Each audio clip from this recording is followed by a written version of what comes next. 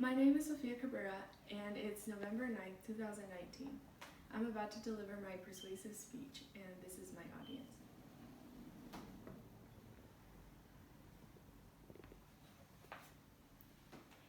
Animal cruelty advocacy has grown a lot throughout the years. Gandhi once said, "The greatness of a nation and its moral progress can be judged by the way its animals are treated." I am not an expert of this issue. There are various organizations that are going to be mentioned throughout the speech for their insight, take, and research on animal testing. It is important for us to resolve this issue because animals have to suffer in silence while humans profit on it. Animal testing is unnecessary cruelty to animals. We need to come up with alternatives for this cruel activity. There are several ways that we can help bring awareness and change about animal testing. Understanding the history is where we begin to look for solutions.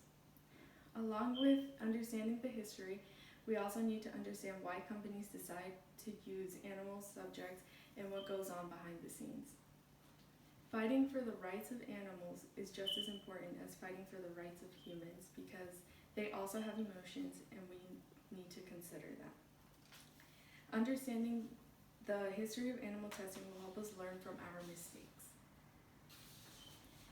The history of animal testing dates back to as early as when Aristotle was alive. He, along with other Greek scientists, would perform experiments on animals.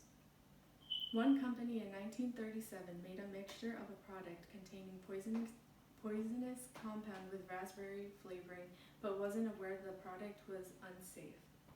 As a result, more than 100 people died because of the poisoning.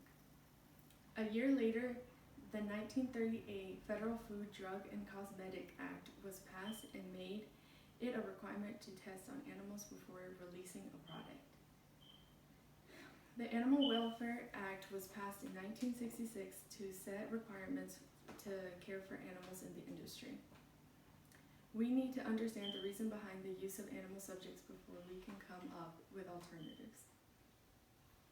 Industries put animals through so much pain that humans don't have to suffer. For example, the cosmetic industry has some companies that test their products on animals. PETA gives a list of companies that support this testing. Most of the companies test on animals because they sell to China, where it is an obligation for animal testing for cosmetic goods.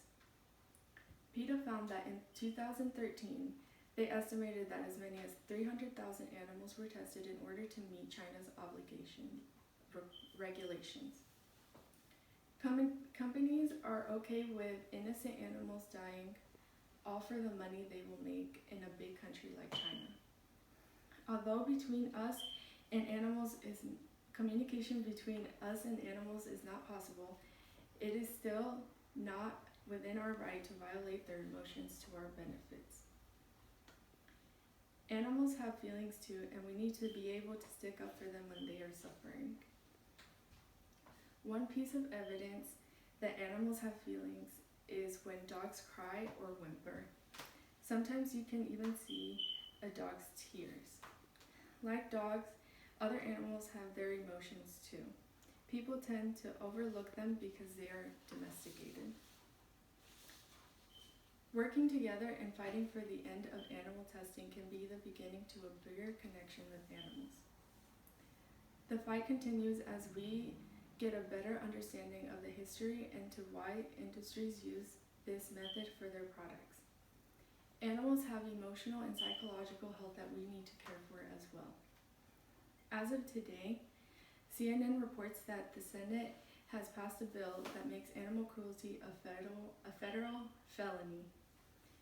The bill is called the PACT Act, which stands for Preventing Animal Cruelty and Torture. Authorities will begin prosecuting people committing animal cruelty crimes once Trump signs the bill. This is one big important step for a better future for animals. We wouldn't want this type of testing on our pets. Why are we okay with other animals taking the hit?